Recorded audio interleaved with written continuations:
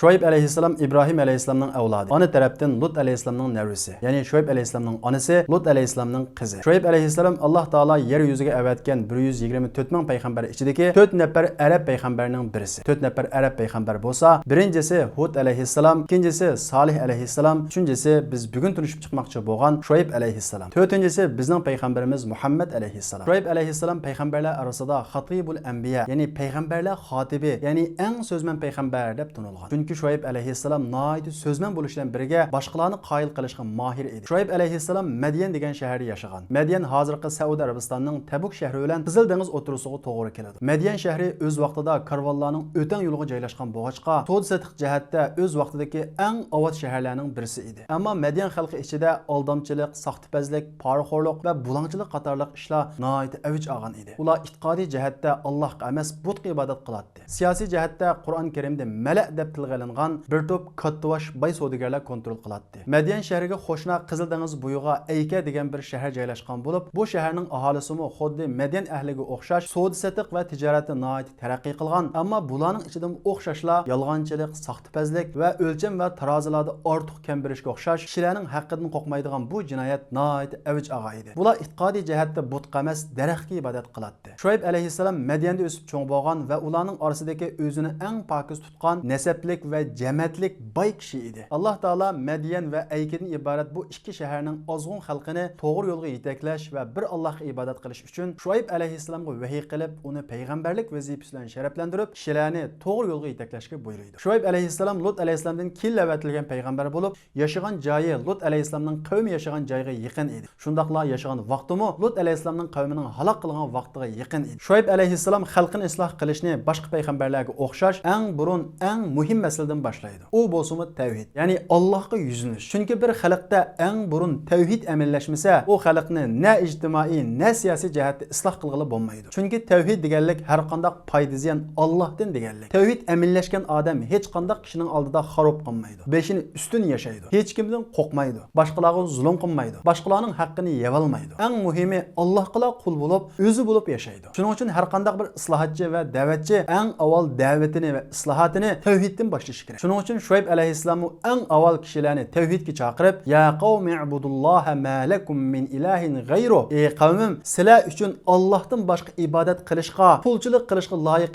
hech bir ma'bud yo'qdir deydi. İkinci qilib jamiyatda eng avj olgan va keng tarqalgan masalaning birisi bo'lgan saxtipazlik, aldamchilik va savdo-sotiqda birisi-birisini aldashdan iborat bu masalani hal qilishdan boshlaydi. Alloh taolo Şuayb aleyhisselamning xalqi qilgan xitobini Qur'on Karimda naql qilib, "Va la tanqusul mikyala wal mizan." Sizlar o'lcham ve tarazida kam bermanglar deydi. Yani Medyen xalqi iki xil tarozi ishlatadi. Birisi ortiq tortadi, yana birisi kam tortadi. Kishilardan bir narsa sotib olgan vaqtida ortiq tortadigan tarozini ishlatib, kishilarning haqqini olib oladi. Kishilarga bir narsa sotgan vaqtida kam tortadigan tarozini ishlatib, kishilarga haqqini kam beradi. Şuayb aleyhisselam bu xalqini ogohlantirib va halol rizqqa qanoat qilishga buyurib, "Inni arakum bi xayr." Men sizlarni boy hisoblayman. Ya'ni Alloh taolo sizlarga savdo-sotiq orqali nurg'ulagan rizqlarni berdi, halolga qanoat qilinglar deydi. Va shundaqla Allohning azobidan ogohlantiradi. "Inni akhafu alaykum azabe yawmin muhit." Men sizlarni qo'rishab turg'uch kunning, ya'ni qiyomat kunining azobiga duchor bo'lishinglardan qo'rqaman deydi. Medyen xalqi Şuayb aleyhisselamning chaqiriq qarta, "Ya Şuayb, as-salatuka ta'muruka an natruka ma ya'budu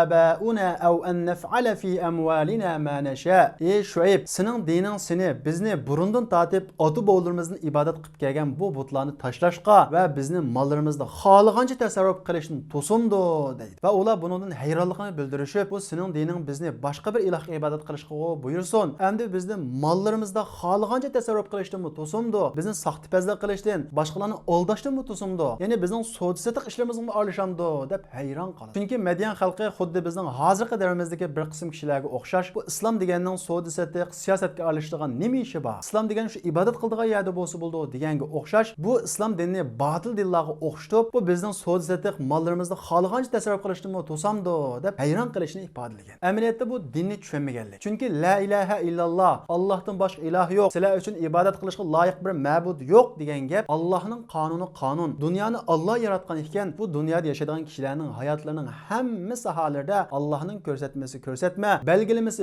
belgimi bo'lishi kerak degan. Amaliyotda Allohning dini la ilaha illalloh bilan boshlanadi. Shuning uchun Şuayb aleyhisselam xalqini tunji qilib, ya qavmi ibudulloha ma lakum min ilahin gayru. Ey qavmim, sizlar uchun Allohdan boshqa ibodat ibodat qilishga hech bir loyiq ma'bud yo'qdir deydi. Madyan xalqi so'd satiqda boshqalarni aldamay, tarozida kam bermay turib pul tepish mumkin emas deb qaraydi. Ammo Shoyib alayhissalom ularni ogohlantirib, baqiyatullohi xayrul lakum. Allohning sizlarga haloldan qoldirgan rizqlari sizlar uchun yaxshidir deydi. Lekin ular Shoyib alayhissalomni innaka la antal halimur rashid, sen nayt ko'ksi kang, nayt to'g'ri yo'l topgan bir kishi ekansa deb masxara qilishadi. Ammo yana nurg'un kishilar Shoyib alayhissalomning so'zini to'g'ri ko'rib, uningga ishonib Allohga iymon etdi va so'd satiqda yolg'onchilik va saxtipazlikdan qo'l uzdi. Shoyib alayhissalomga ergashayotgan kishilarning sonining kundan kunga ko'payishi Madyanning kattvashlarining ochiqini keltirdi. Ular kishilarni Shoyib alayhissalomdan qochirish uchun Shoyib mushundaq bir so'zni o'tirg'a chiqish orqali atrofiga odam to'plab pul yig'ish maqsadida u sizlarni yolg'onchilik qilish, tarozi o'lchamlarda kam berishni to'sidi,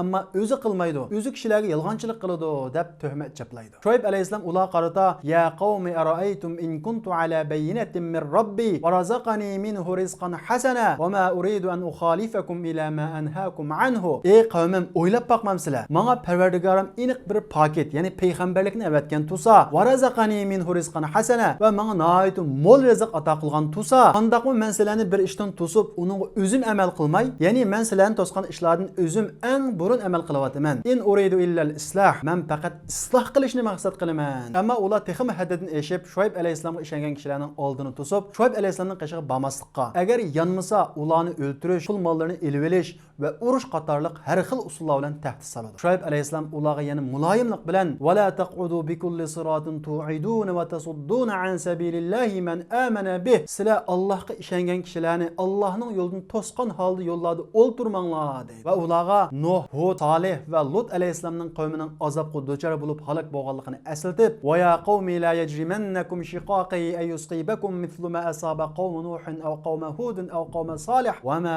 qawm Lutin minkum bi ba'id." Ey qavmim, sizlarning man qarshtirganliginglar sizlarni Nuh alayhissalomning, Hud alayhissalomning va Salih alayhissalomning qavmi duchor bo'lgan azobga duchor qilmasin. Lut alayhissalomning yashagan o'rni va vaqti sizlardan yiroq emas. Sizlar Allohga tavba qilinglar, istig'for aytinglar. Alloh taolo tavba qilguvchilarga marhamatlidir va tavba qilguvchilarni do'st tutadi deydi. Ammo ular haqoratlik qilib: "Ya Shuayb, ma nafqahu katiran mimma taqul." Sen degan gaplarning ko'pinchini tushunmadik deb yana boshlatdi. Va Shuayb alayhissalomning o'rnini kichikiltishga urinib: "Va inna lanaraka fina da'ifa." Biz seni oramizdagi bir ojiz odam deb qaraymiz. "Walau la rahtuk lararjannak." Agar seni qo'g'daydigan qabilang va jamaating bo'lmagan bo'lsa, biz seni allburun chalma kesa qilib o'tatdik. "Va ma anta alayna bi aziz." Sen bizning oramizdagi e'tiborliq, ya'ni bo'lmasang bo'lmaydigan bir odam emassan deydi. Shoyib alayhissalom ularga har xil usullar bilan tushuntirsimi, ular Allohga ibodat qilishga va so'd satiqda rostchil bo'lishdan bosh tortdi. Undan keyin Shoyib alayhissalom Ayki shahriga borib, u yerdagi kishilarga daraxtga ibodat qilmay, yolg'iz Allohga ibodat qilishga va ularni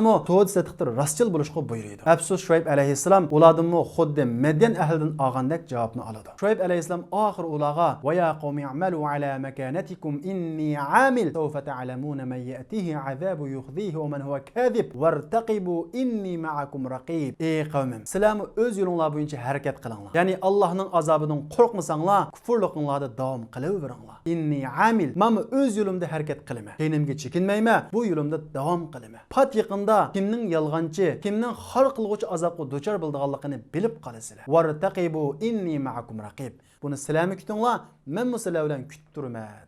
Ular Shoyib alayhissalomni o'ltirib, uningdan qutulishni o'ylagan bo'lsa-mu, uning qabilasi va jamoatining o'ch ilishidan qo'rqib, uningga qo'l sola olmaydi. Ular oxiri Shoyib alayhissalomga: "Lanukhrijannaka ya Shuayb wallazina amanu ma'aka min qaryatina aw la ta'udunna fi millatina." Ey Shuayb, biz seni va sana ergashgan mu'minlarni bizning shahrimizdan qo'g'lab chiqaramiz. Yoki sizlar asli diningizga qaytsizlar, ya'ni butqa ibodat qilishga qaytsizlar deb ikki xil tanlash sunadi. Ammo Shoyib alayhissalom bu ikki xil tanlashning har ikkilisini rad qilib, "Qadiftarayna Allahi kadiban in utna fi millatikum ba'da iz najjanallohu minha." Agar biz Alloh bizni u kufrlikdan qutuldirgandan keyin yana qaytsak, biz Allohga tuhmat qilgan, yolg'onni chaplagan bo'lamiz. Biz sizlarning diningizga qaytmaymiz. Alallohi tavakkalna. Biz Allohga tavakkul qilamiz deb heyniga aslo chekinmaydi. Shundaq Alloh taolaga: "Robbana iftah baynana va bayna qawmina bil haqq ve ente hayrul fatihin. Ey Rabbim, biz bilan qavmimiz o'tirisida haqiqat bilan hukm chiqargin. Sen bo'lsang hukm chiqaruvchilarning eng yaxshisisan deydi. Ular Shoyib alayhissalomga ergashgan kishilarni qo'rqitib, agar sizlar Shoyibga ergashsanglar, pul meninglardan ajrab ketisizlar va ziyon tortisizlar deydi. Va Shoyib alayhissalomga fa asqit alayna kisafan minas samai in kunta minas sodiqin. Agar sen rasul bo'lsang, osmondan bir azob tushirib boq deydi. Alloh taolo Shoyib alayhissalomning duosini ijobat qilib, ularga qattiq issiq soladi. Daraxtning soyilari, uylari ularga kor qilmaydi. Alloh taolo ularga yaqin bir joyga cho'ng bulutning birini mang'uzadi. Bulut ularga yiqilishib soy tashlaydi. Kishilarning hammasi bulutning soyisiga to'plashadi. Shundoq turgan paytda fa aqadathumur rajfatu fa asbahu fi darihim jathimin. Ularga qattiq bir tarinish yuzlandi. Ular uyda turgan yerida qetib qoldi deydi. Allazina kazzabu Shuayban ka'allam yaghnaw fiha. Shuaybni inkor qilgan, uni yolg'onchi degan kishilar xuddi ular ilgari bu yerda yashab boqmagandek Allohning azobi bilan halok bo'ldi deydi. Fakazzabuhu fa akhadhahum azabu yawmiz zulla innahu kana azaba yawmin azim. Ular Shuaybni inkor qildi, ularni soy kunning azobi halok qildi. U kunning azobi haqiqatan qattiq edi deydi. Shunday qilib Madyan va Ayk xalqi qattiq tarinish va kuchli ovoz bilan xuddi Samud qavmiga o'xshash halok bo'ldi. Shoyib alayhissalom ularga orqasini qilib turib, "Ya qavmi laqad ablagtukum risalati robbi va nasahtu lakum." Ey qavmim, men sizlarga Allohning elchiligini, ya'ni vazifamni yetkazdim, sizlarga nasihat qildim. Fa kayfa asa ala qawmin kafirin. Nasihat qilsam anglamagan, Allohni inkor qilgan, boshqalarning haqqini yevlashdan yanmagan bu kafir qavmga qandoqmi qayg'uray. Oramizda shundoq kishilar borki, Allohni yo'q degan, shundoqla Allohni bor degan musulmonlarni ezgan, zulm qilgan, tajovuz kafirlarga Allohning biri azobi kelsa, ularning insonlikqa tutib, ularga ich og'ritib ketadigan insonlar bor. Qurib ketsin undaq insonlar. Allohni tunimaslikdan cho'ng insonsizlik yo'q. Boshqalarga zulm qilish, boshqalarning haqqini yevlashdan ig'ir jinoyat yo'q. Shuning uchun biz Allohni inkor qilgan va musulmonlarga zulm qilgan kafir tajovuzlarga shundoq deymizki, fa kayfa nasa ala qawmin kafirin. Bundaq haddidan oshgan, Allohni inkor qilgan, musulmonlarni ezgan tajovuzchi kafirlarga qandoqmi qayg'uramiz? Hargiz qayg'urmaymiz. Balki undan ibrat olamiz. Yuqorqi Shoyib alayhissalomning qissasidan elishga tegishli ibrat va darslar. Birinchidan, Allohning dinining inson hayotidagi siyosiy, iqtisodiy hamma sohalarga singib kiradiganligi. Buni inkor qilishning, ya'ni dinning faqat masjid yoki shaxslar cheklanishi kerak deyishning furluq va kofirlarning aqidasi ekanligini ko'rib olamiz. Ikkinchisi, har bir da'vatchi yoki islohotchi eng avval da'vatini yoki islohotini tavhiddan boshlanishi kerak ekanligi. Uningdan keyin jamiyatda eng avj olgan, jiddiy hal qilishga tegishli bo'lgan masalalardan boshlashi kerak ekanligini olaymiz. Hargizmi eng muhim jiddiy hal qilishga tegishli ishlarni qo'yib, dinlik hal qilsimi bo'ldigan ishlarni oldiga ochiq qo'yishdan saqlash kerak ekanligini ko'rib olaymiz. Uchinchisi, mayli da'vatchi bo'lsin yoki islohotchi bo'lsin, tuzmakchi yoki kishilarni chaqirmoqchi bo'lganda eng avval Shoyib alayhissalomga o'xshash o'zi ulgu bo'lish kerak ekanligini ko'rib olaymiz. To'rtinchisi, Allohning diniga mahkam esilganlarning o'lim, milni elib olish, yurtidan qo'g'lab chiqilishga o'xshash har xil tahdidlarga duch kelganligi va buningda mustahkam turgan vaqtida kofirlar kuchli bo'lsa-mu, musulmonlar ojiz bo'lsa-mu, natijaning shu ojiz musulmonlarga mansub ekanligini ko'rib olamiz.